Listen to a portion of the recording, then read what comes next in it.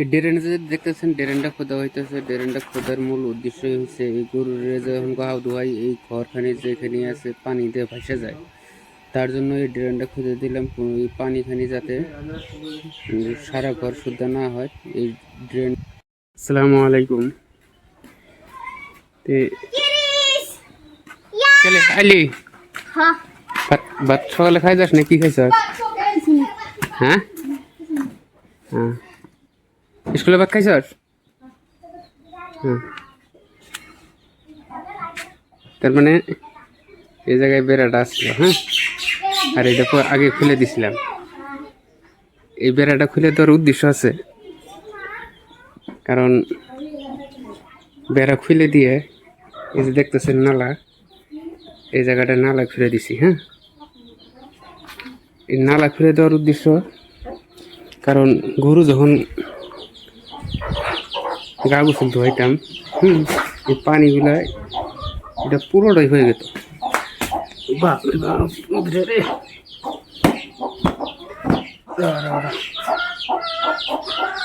লাল উঠছে।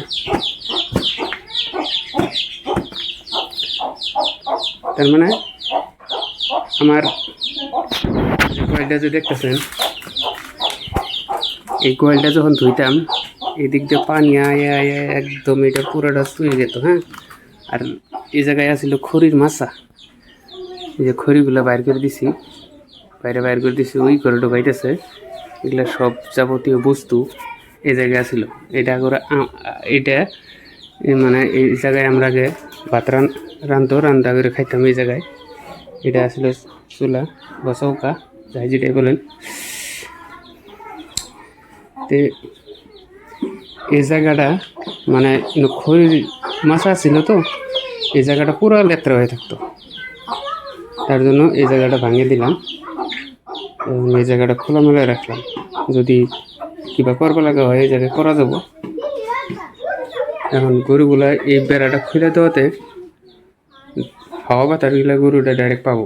যেহেতু বর্তমান যেটা রোদের তাপ, এই যে বাইরে দেখতেছেন পুরো রোদ উঠছে। হ্যাঁ, রাত করে প্রচুর বৃষ্টি হয়, আর দিন হইলে পুরো রোদ বা গরম দেয়।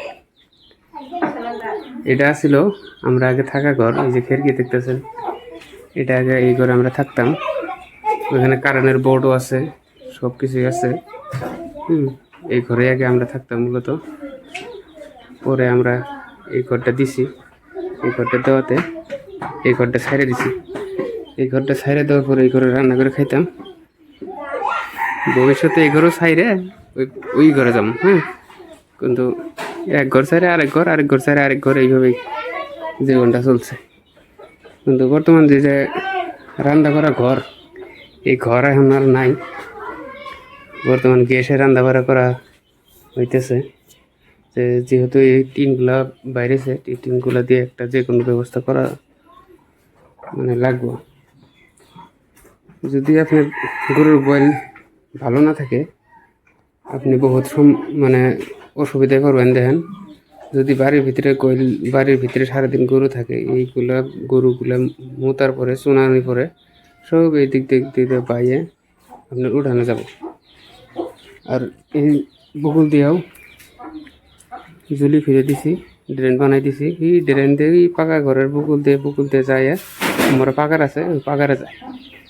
এটা পাইপ দিলেও কাম হবো না, কারণ কোয়েলটা যদি আপনার ভিডি কাটনি করে দিয়ে যদি ঢালাই করা হইতো, তাহলে পাইপ লাগাই দিলে যে কোনো জায়গায় নেওয়া যেত। কারণ আমার ভিডি নাই কাটনি করা। এই ভিডি যদি কাটনি করা না থাকে, এই পানি আমি ধরে রাখতে পারবো না।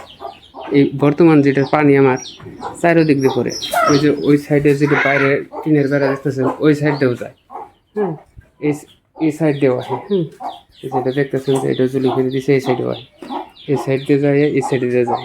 আবার ওই গরু জমিরা থাকতেছে, ওই চান্দেশ্বর বেড়া যে দেখতেছেন, ওই বেড়ার ওই সাইডে যায়। সম্পূর্ণ পানি যায় ওই ড্রেন যা আছে, পাকা ঘরের বুকুল দিয়ে যে ড্রেন আছে, ওই ড্রেনের বুকুল দিয়ে মানে পানিটা ওই পাকারে যায়।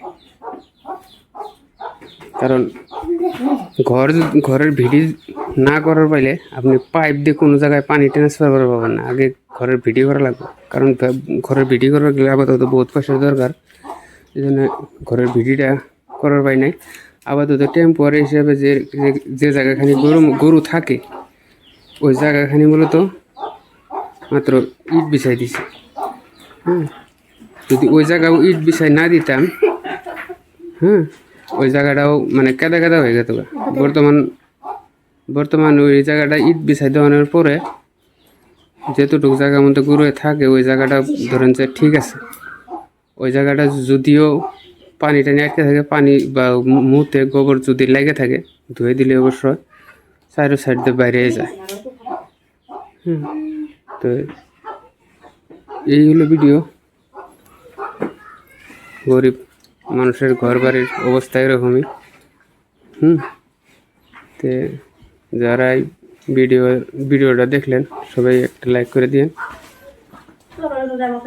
চ্যানেলটা সাবস্ক্রাইব করে না থাকলে এই ধরনের ভিডিও পাওয়ার জন্য চ্যানেলটা সাবস্ক্রাইব করে দিন। যারা ধৈর্য ধরে ভিডিওটা দেখলেন সবাইকে ধন্যবাদ। আসসালামু আলাইকুম ওয়া রাহমাতুল্লাহি ওয়া বারাকাতুহু।